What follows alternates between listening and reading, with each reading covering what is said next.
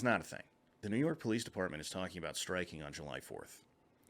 If the New York Police Department strikes on July 4th, New York is going to be mayhem on July 4th. One, because they've announced it, right? If you tell people that you're striking, oh man, that day's going to be bad, right? They're going to get in as much as they can at that one little time. This is going to get bad, real bad.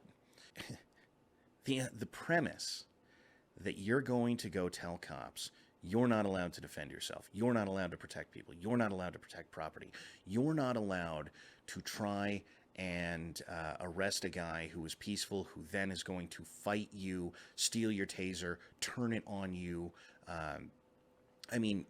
give one of you a concussion. We're not going to let you do that without giving you a murder charge. But this $500 will make it okay that we're running around screaming all cops are bastards. This $500 will make it okay that we are filing murder charges with the death penalty on the table for a cop who defended his life and his partner's life. $500. That's what you're worth to them. And that's what they think you're worth to you. They think you are so pathetic that you would take a $500 bonus to have them come after you and throw you in jail for murder. Hey. Seriously? Look, most days of my life I've said, look, you couldn't pay me to be a cop, regardless of whether or not I was a Marine. I don't want to put up with the things that happen to cops. And you think $500 is going to assuage that in a time where you're threatening to kill a guy who did the right thing? $500? Are you serious? And yes, by the way, they are serious. This is what they think of you. They think that you are so pathetic, so ridiculous, that if they just went, look, it's $500, that you'll show up and you'll do what they want. This is possibly the most disgusting thing to come out of this. And I know, Dawn, but that cop got charged with murder for defending himself and his partner. Yeah, he did. And that is absolutely terrible. In fact, it is substantially more terrible than this, but it is not more disgusting than this. This is the idea that you can be bought for almost nothing. It will be okay to turn the American hate machine on you. $20 is $20. Okay. And $500 is a lot more than $20. Do you want to be locked up in jail with mobs who, if they got a hold of you, would literally kill you for $500? And by the way, while they're asking for that, they're going to the mob and they're saying, you should be this angry. You should want to kill these people. You should be going out of your way to cause harm, violence. Fire their mother. Because that happened. For $500. These people hate you and everything that you are, and they think you can be bought for almost nothing. It's disgusting. Moving along. Juneteenth, a day of joy and pain, and now national action.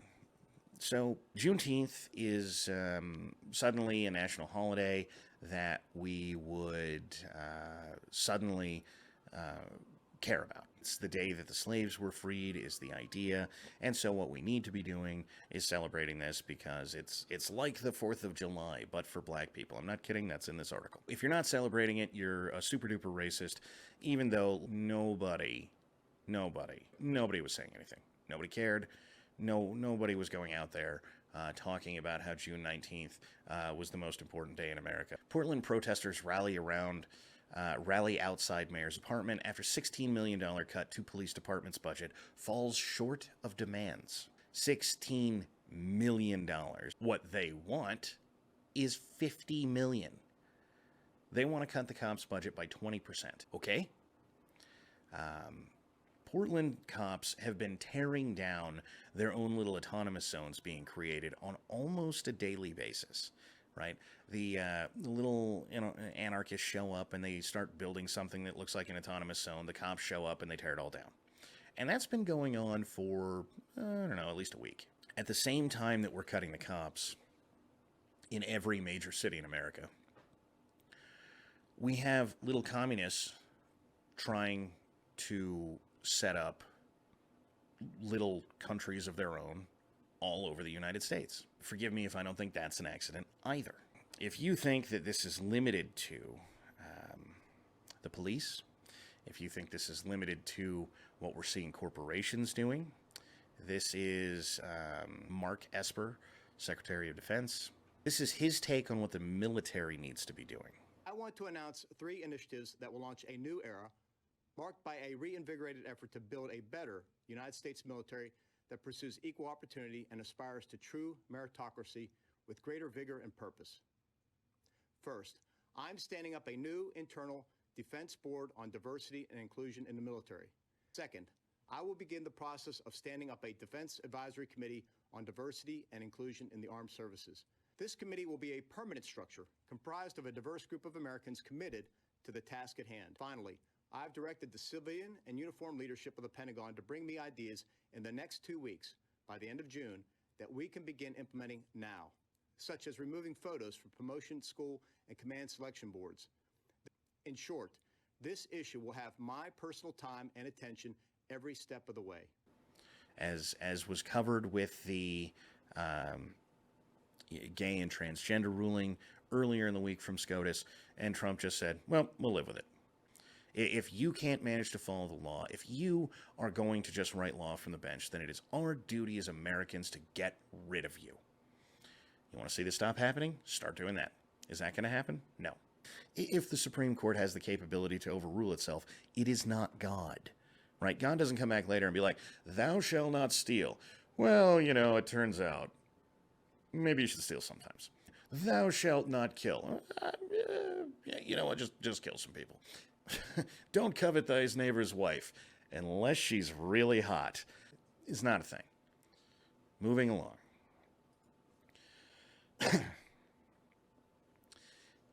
They're still coming for you, right? As protests spread to small-town America, militia groups respond with online threats and armed intimidation.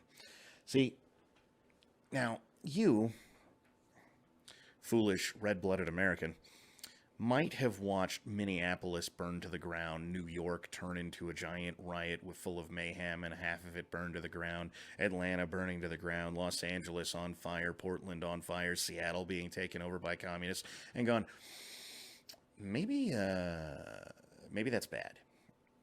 But no, as the FBI told us about a week ago, the problem is right-wing white nationalist violence. Now, again, foolish you, red-blooded American, may have said, well, where is it?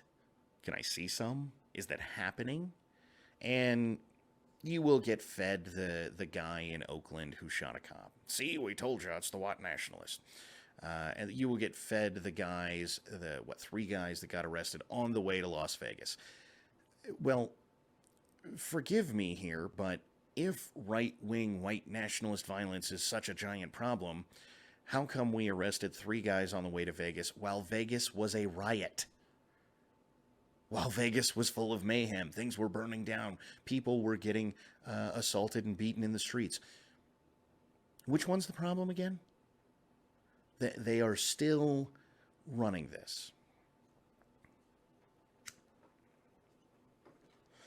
And this brings me to the title of the show, what that thumbnail's about. We are in a situation in America right now, whether anybody wants to admit it or not, whether you like it or not, and understand I'm not supporting, condoning, or promoting this idea. I am just simply telling you that it's true. We are in a place in America right now where we are getting rid of the police, where we are telling everyone who defends themselves under any circumstance or their community, God forbid their community, that they are the worst people on earth. We are destroying every stitch of American history that tells you that you should be free, self-sufficient, good people. We are demonizing every single person who so much as says out loud that America is good. We are bowing at every turn to the mob who hates every single one of us. And at the same time, we are saying, but there's a silent majority. Even if there is a silent majority, at this point, your silence is consent. And no, I'm not saying you have to go out there and immediately turn into a right-wing militia who, paves over all of these horrible people doing all of these horrible things. But if you're sitting there watching your neighbor's house get broken into, well, how are you staying silent? How are you doing that? There was a video that I retweeted the other day of this guy just beating the hell out of this lady, right? And I know, oh, Don, it was a black guy beating the hell out of a white lady. Yes, it was. But the biggest question that was underneath that was, how can you just sit there and watch this in videotape? And that question strikes at the heart of the problem here. Silent majority? How can you just sit back and videotape this? How can you just sit back and watch? And the answer is, we hope that if we just elect the right guy, and right now that guy is Donald Trump, that he will come down and save us. Do any of you feel saved? Right now? Do you? Be a silent majority if you want, but what you are doing is giving this country to the communists setting up autonomous zones, to the giant, let's say, minority mobs burning down cities, to the people saying, if you're white, you have to bow to black people, take a knee, because you have the original sin of being white, to the CEOs who are saying, well, what we need to do if you're white is shine black people's shoes. So in short, to the racists who actually have racial animus as their guiding principle. Not some magical racism that nobody can ever find. Not some magical racism that is full of all of these hoax crimes that never happened. Not some magical racism that we swear is systemic, but we can't show you any. Not some magical thing that you can't find. Actual, overt, ridiculous, oppressive, racist hatred of you. I know. Oh, John, you sound like a white nationalist. Yeah, apparently, unless you're a black nationalist now, you're a white nationalist. Well, it turns out I'm not a black nationalist or a white nationalist. I just have no interest in racial supremacy groups controlling my life, or anybody else's for that matter. But it doesn't matter, because we swear there's a silent majority. We swear that that's going to save us. Well, it isn't. You need to understand that the people that you're dealing with here have been running on the idea that the personal is political for the past century. So yes, they may lose a few times along the way. They may not be able to today make it a law that you bow to some other racial group, to people who have less money than you, to whatever it is that they will decide tomorrow as soon as they're in power. But today, they win plenty of victories, while the people who are supposed to save us are in power, while we are supposed to believe that a silent majority is really looking after everything. We basically just banned chokeholds at a federal level for cops everywhere. And even if you want to stand here and scream, and I don't blame you, Don, the Constitution doesn't let Trump do that by executive order. This doesn't really mean anything anyway. You need to understand that the people that we're dealing with here don't care what the Constitution says. And they will enforce this as ridiculously as possible the moment that they're in power. So, yes, I get it. Constitutional conservatives are angry and saying, well, the only real output of whether or not Trump banned chokeholds is going to be whether or not some nickel and dime federal funding goes down to cops. That's not true either. The feds subsidize local police departments in a lot of ways. Mostly they give them leftover weapons from the U.S. military, surplus. All that can go away too. For that matter, You may notice that they are creating some sort of certification system. You better believe they'll start decertifying people. The moment the left is in power, they will take anything that you have given them and they will make it worse. And we can all stand here on the sidelines and say, but there's a silent majority, but the Constitution says no. How's that going? Is the Affordable Care Act gone? Is DACA gone? Is Social Security gone? And again, I don't care whether or not you like Social Security. The Republican entire campaign, as soon as Social Security was implemented, was, we need to get rid of this thing because Americans can and should take care of themselves. Is it gone? We are giving in to the left, and the silent majority stays silent. There is a reality that is starting to creep in for a lot of people. I just want to watch football, Don, have a few beers. I want to be American and free. Maybe I'll go out and I'll shoot my guns every couple of weeks, and, I don't know, we'll have tailgate parties and barbecues. There is no one on this planet who wants exactly that sort of thing more than me. I get it. I am right there with you. I want that. But these people are coming for you. And they are coming for you from everywhere. If you stand up for yourself, you are a right-wing extremist. If you don't take a knee, you are a right-wing extremist. If your kid does something they don't like, that they can frame in a horrible way, you're fired. If someone comes by to try and stop the madness, SCOTUS tells them no. If you are a part of the silent majority, the enemies are at the gates. And I know that most people have said, well, whenever it is that actually happens, then maybe we'll stand up and do something. Well, then stand up and do something, because they are coming for everything. The United States military just got more black supremacist. That's what it is. I wish we could mince words about this, but we can't. That's what it is. Everything in this country is going that way right now. Everything. So, if you've been waiting because, Don, I just want to watch football, we'll understand that Donald Trump says that Colin Kaepernick should be back on the team as long as he does, is any good.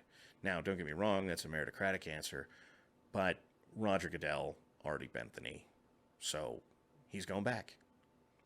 So you better expect more kneeling, more protesting, more hating America. And for those that don't know, we used to have different sports that everybody in this country loved. If you go back to the 40s, it was baseball, and then they started wimping down baseball, right? Because that was the thing at the time. You weren't allowed to do anything anymore. And then we all moved to boxing because, hey, look, it's a couple people fighting. And then they put in all these rules in boxing. And then we all moved to football. And now we're getting the same thing. Now, you might be sitting there thinking to yourself, Don, yeah, but it wasn't all this racial animus at the time, Don. And you would be correct.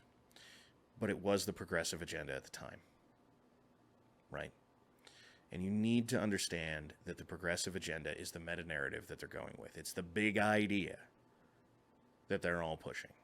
So whatever the progressive agenda is today, that's what they're pushing. I've seen a lot of people on that subject say, Don, they're not consistent about anything. When they criticize Trump for one thing, they turn around and do it the next day. Well, you need to understand that criticizing Trump is about criticizing Trump, not what the criticism is. There are a few papers and online publications who, Trump has lied 10 billion times. Okay. Most of those aren't lies. Every time Trump cracks a joke about anything, it's added to the lie list. Half of the things that he supposedly lied about, he's been proven correct on. It doesn't matter. The progressives don't like Trump. And again, I don't care whether or not you like Trump. This is just an example of what is happening. All right? And they are coming for football now because the progressive narrative is white man bad, black man good. And America bad, black man good. And so if a black man takes a knee or a white guy takes a knee, as long as somebody's taking a knee to say America is bad, that's what matters.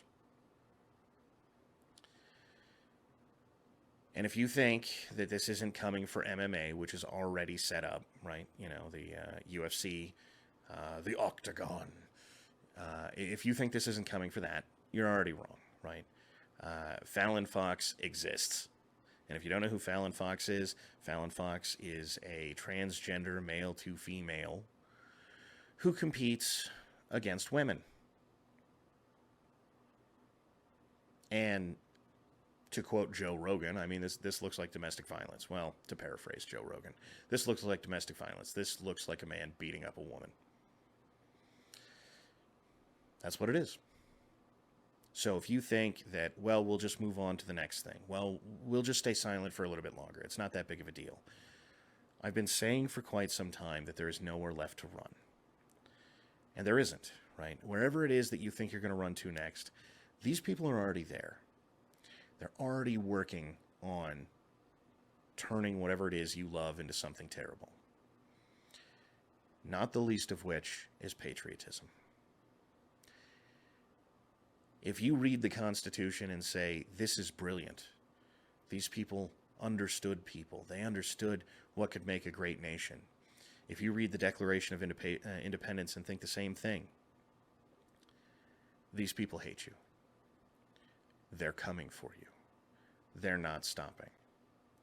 If you say it's my right as an American to do basically anything, they hate you. They're coming for you.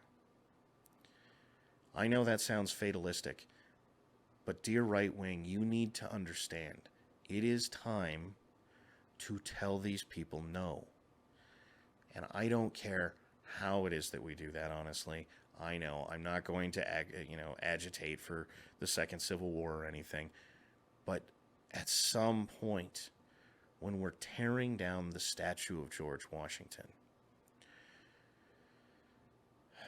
when we're ripping up the Constitution as fast as we can, when we're destroying everything, everywhere that makes this country great, and turning criminals into heroes, and that is what we're doing with George Floyd. Again, I don't care what you think of what happened to him. He was a terrible person, and we are worshiping him in parts of this country. And we're destroying everything, every person who was ever moral. We're going, if church pastors don't bend the knee, they're terrible people. Everything that is moral and good, we're coming for. And you need to understand that. And you need to understand that this isn't, well, I'll just let it go. Because what is on the other side of this is truly horrific. The reality of the situation is the Marine Corps likes to look pretty. Whether you like that or not, that's true, right? But hey, go look at guys in dress blues, right? I mean, the Marine Corps likes to look pretty.